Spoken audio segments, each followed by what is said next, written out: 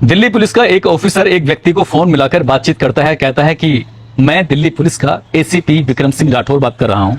कौन बोल रहा है? सामने से व्यक्ति कहता है कि जी मैं हेमराज सिंह बात कर रहा हूं।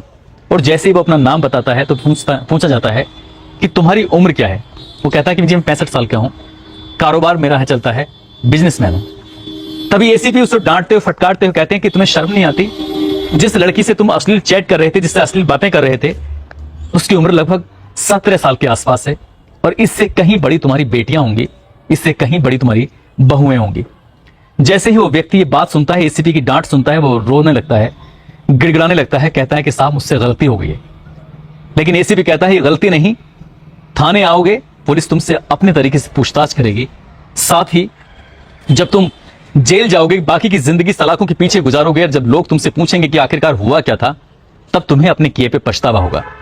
उस व्यक्ति ने कहा कि मेरी अपनी बड़ी साख है, लोग मुझे बहुत इज्जत देते हैं, लोग मुझसे बहुत प्यार करते हैं, मुझसे भूल हो गई है, मुझे यही माफ कर दीजिए। बस इतना कहना था। इसके बदले में उसे लगभग 18,50,000 रुपए खर्च करने पड़ जाते हैं, तब भी उसकी जान नहीं छूटती। पुलिस इस मामले की जांच करती है मुंबई से और दिल्ली से।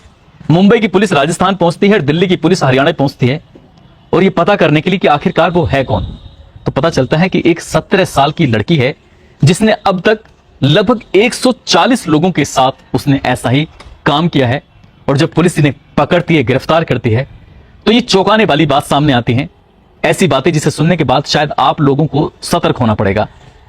हर वक्त हर दम कोई ना कोई अपने मोबाइल से लगातार पन्ने पलटता रहता है सोशल मीडिया के, और ये देखने की कोशिश करता है कि सामने बहुत अच्छा है, बहुत खूबसूरत है, लेकिन वो अच्छा जो दिखने वाला होता है वो कई बार बहुत स्याह होता है, काला होता है, और उसकी कालिक जब अपने मुंह पर पुतती है तो जिंदगी बद से बदतर हो जाती है। आज की कहानी कई तरह के संदेश देगी। आदाब, नमस्कार, सत श्री अकाल, मैं उस्मान सैफी। आज की जो सच्ची घटना मैं आपको सुनाने जा रहा हूं, ये सच्ची घटना है दिल्ली प्रदेश का एक जिला है शाहदरा। दरअसल शाहदरा का रहने वाला एक व्यक्ति जिसका नाम फूलचंद होता है, उम्र लगभग उसकी 68 साल के आसपास होती है, जो कि रिटायर्ड हो चुका है, घर में अकेला रहता है और अपने परिवार बच्चों के साथ रहता है, पत्नी नहीं है। इस व्यक्ति के पास 30 मई 2023 की रात लगभग 9 बजे के आसपास वीडियो कॉल आता है, और जैसे वीडियो कॉल आता है, इस व्यक्ति ने जैसे उसको यस किया, उसे सुनने की कोशिश की, तभी उधर से आवाज आती है कि गलती से लग गया। दरअसल सामने जो है वो एक लड़की है, बेइंतहा खूबसूरत लड़की है, शरीर पे कपड़े तो पहने हुए लेकिन उतनी मात्रा में नहीं पहने हुए, और जैसे ही फोन आया था कुछ ही सेकंड में फोन कट जाता है। सिर्फ वो ही व्यक्ति था फूलचंद जो ये सब अपनी आंखों से देख चुका था।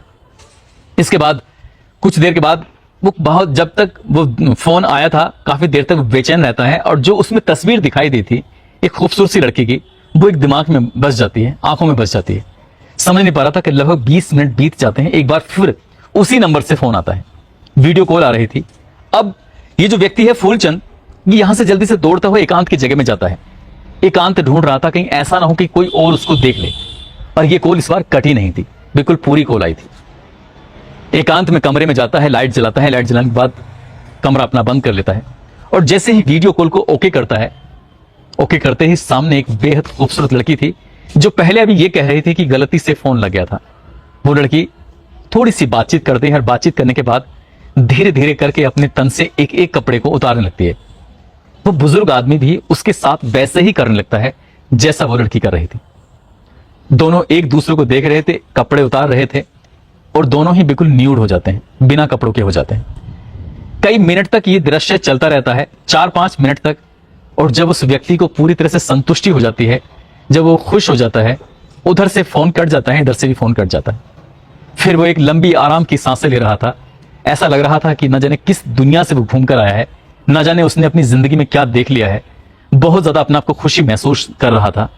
और कुछ देर के बाद एक फोन आता है, और जैसे ही फोन आता है वो कहता है कि मैं दिल्ली पुलिस का एसीपी विक्रम सिंह राठौर बात कर रहा हूं। अभी अभी जो तुम फोन पर बात कर रहे थे, मुझे उस लड़की का कॉल आया है, मुझे उस लड़की की शिकायत मिली है। तुम एक छोटी सी बच्ची से इस तरह से भद्दी बातें कर रहे थे, उसके साथ ही अश्लील हरकतें कर रहे थे। जैसे ही उस बुजुर्ग व्यक्ति ने ये बात सुनी, उसके पैरों तले जमीन खिसक जाती है। वो सोचने पर मजबूर हो जाता है, वो समझ ही नहीं पा रहा था कि आखिरकार बात क्या है। वो लगातार डांट रहा था, फटकार रहा था, और डांटते डांटते फटकारते फटकारते वो व्यक्ति, बूढ़ा आदमी, रोने लगता है, गिड़गिड़ाने लगता है। रहम की भीख मांगने लगता है। कहता है कि जो हुआ है इसे यहीं खत्म कर दीजिए। बात जब खत्म करने की आती है तो यहां से फिर पैसे के लेन देन की बात शुरू हो जाती है।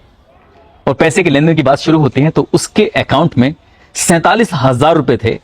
एक कोड भेजा जाता है और जैसे ही उस कोड पर क्लिक किया जाता है, क्लिक करते ही उसका अकाउंट उससे मर्ज हो जाता है और कुल मिला के पैसे 47,000 रुपए थे, सब निकल चुके थे।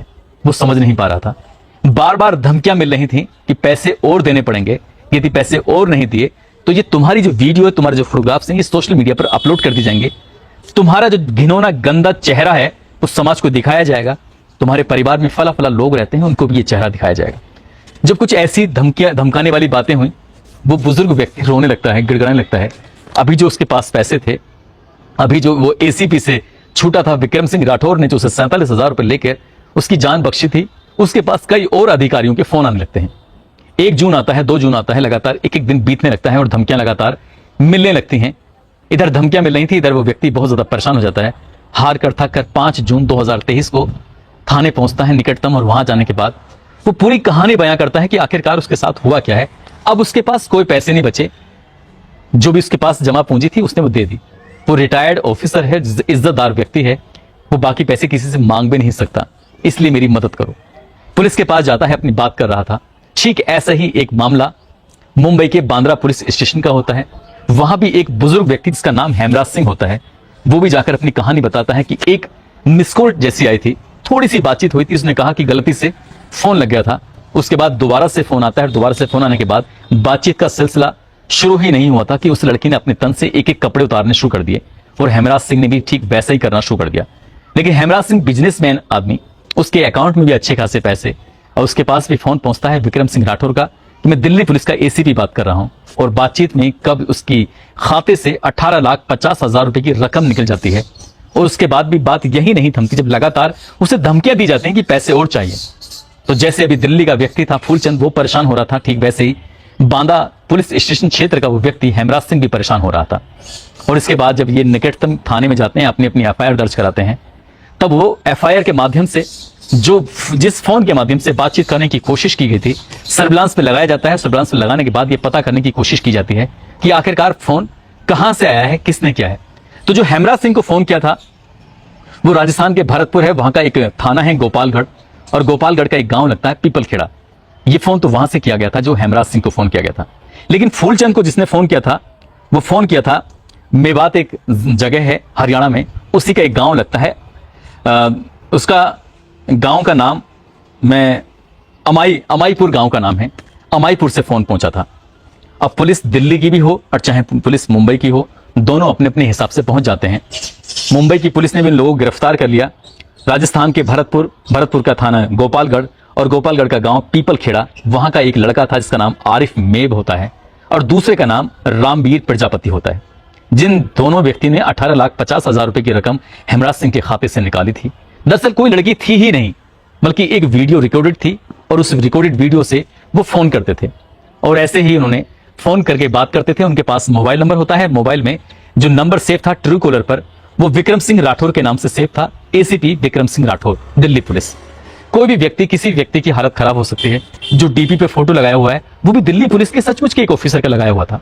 ठीक यहां भी ऐसे ही होता है।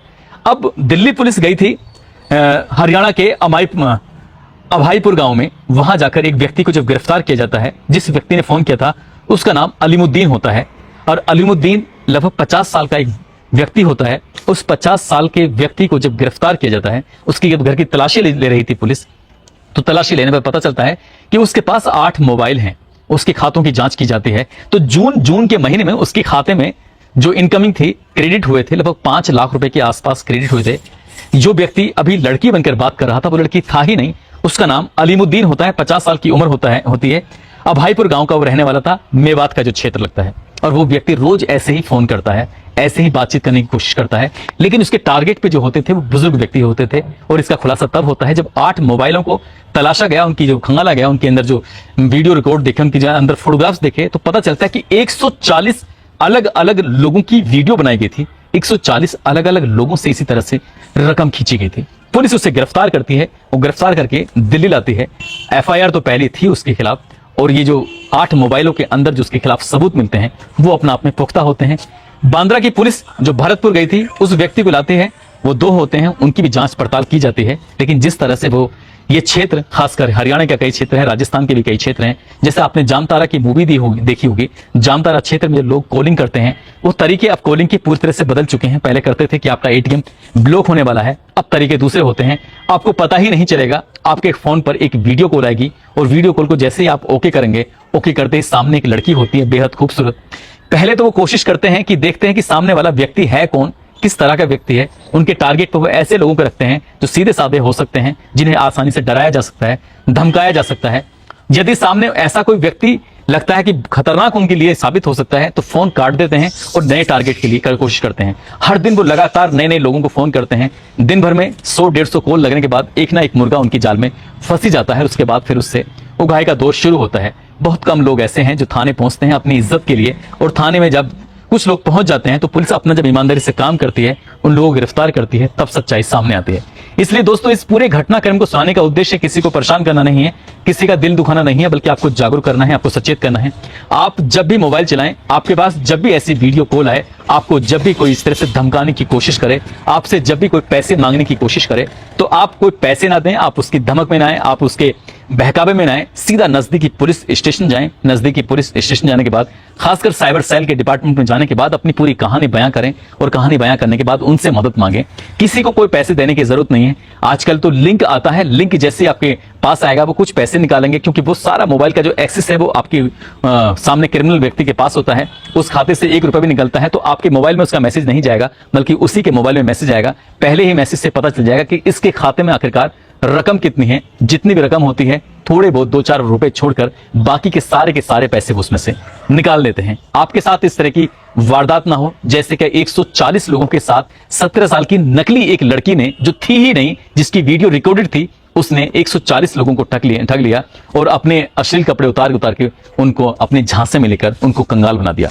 आपके साथ ऐसा ना हो, इसलिए ये कहानी सुनाई गई है। और जाते जाते कुछ लोगों ने नाम लेने की अपील की थी। बिहार के अमित लोढ़ा हैं, कुलदीप सिंह चीमा हैं, जालंधर के इमरान हुसैन हैं, मुबारक खान हैं, मेवात के सोनिया पाल हैं, सोनित पाल मुजफ्फरनगर के हैं, सतीश प्रजापति हैं गोरखपुर के, फाइम चौधरी मुरादाबाद से हैं, नौशाद आलम, शमशेर अहमद, बलदेव राणा दिल्ली से, शाहीन शेख दिल्ली से हैं। आप सब लोग अपना ख्याल रखें, सुरक्षित रहें। जय हिंद, जय भारत।